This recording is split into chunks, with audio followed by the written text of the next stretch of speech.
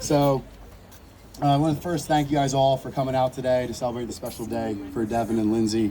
I just got a few little snippets of our time together, so I'll try to make it short and sweet. But my little sister Deven, we all knew she was tough from the time she was about 6 or 7 years old. We were hanging out behind St. Clair's Church, climbing on the hill behind down by the railroad tracks, and either me or my brother, we can't quite recall, but one of us stepped on like a rather large boulder or cinder block and rolled it down the hill, and Deven looked up and caught it right in the forehead. But yeah, I mean, with maybe a tear or two, she just hiked herself right on up the hill and got out, and we decided to go see my mom to see whether or not we needed stitches or not. But we knew we were dealing with a tough girl from that point forward.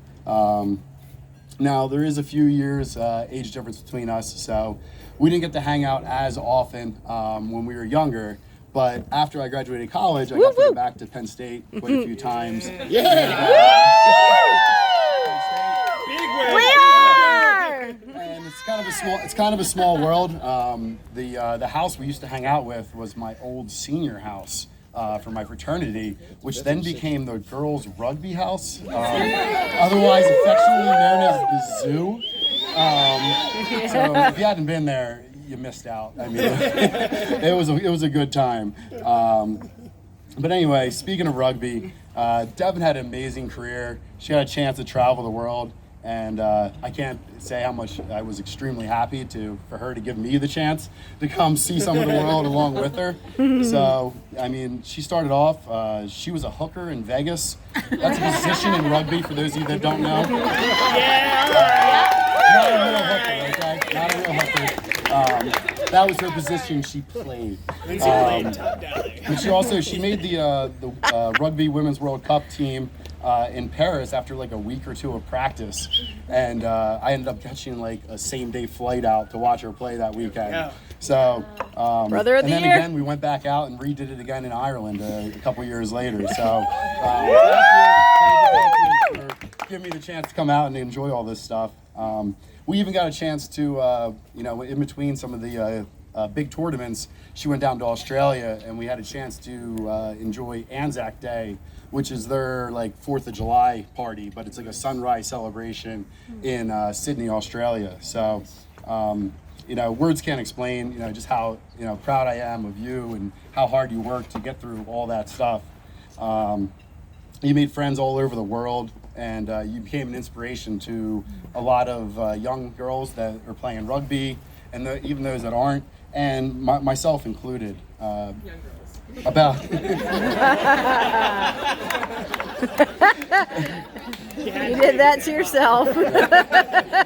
No, but seriously, you were an inspiration to me. And around 7 years ago, I was in between jobs, and I decided, I needed to find something to do, and I tried to start a business. And I just remember telling myself, like, wow, like if Deven can start playing rugby in college and make the World Cup team, anybody can really go out there and if they put their mind to it, do what you really want to do. So after a couple of years, I had 60 to 80 hour work weeks, a lot of employee turnover, and I was kind of feeling down in the dumps, but I had the chance to go down to see Deven play in Sydney. And while we were hanging out there, I was talking to her coach, and her coach, brought me aside for a minute, and he goes, you know what, like Deven, she is a true professional. Every day she shows up with her bags packed, laces tied, ready to play, ready to make herself better each and every day. And I can't say how much that like meant to me, just hearing that from him, but also as far as like being an inspiration to, when I was going through a tough time, I was able to look to my little sister and be inspired to just work hard and good things would come. So anyway, her dedication, helped me get through some tough times, but, my sports career kind of ended early. I'd have had a lot of injuries, for those of you that know me. So by college, I was done my sports career. But I did get a chance to see a speaker when I was at one of my work events, Lou Holtz. I don't know if, for those of you that don't know him, he took Notre Dame to like 9 big bowl games in a row. and he had 3 rules to a less complicated life. He said, enjoy life and have fun. You're going to have problems, and you know, some of those problems come around, but you don't need to tell everybody about all your problems, because you know what? 90% of the people don't care, and the other 10% are glad you have them. So just enjoy it and have fun. The other thing was do everything to the best of your ability, and Devin's done this, I think, time and time again. But for you and Lindsey, you owe it to each other to do the best in everything that you do for each other and all around. And the last part was, you know, show people that you care. And when you walk into a room, it's not, hey, here I am. It's how can I help you? So when you two are together, always look to see how can you help each other. So I just want to finish up. You know, I'm looking forward to the amazing life you two are going to spend together. And you know, there was a few lines from a great song we've listened to hundreds of times, but it goes a little like this: no matter who you are, no matter where you go in your life, you're going to need somebody to stand by you. And Dev, I'll always be there for you, but I'm glad you found somebody like Lindsey to be there by you for the rest of your life. So congratulations to you both.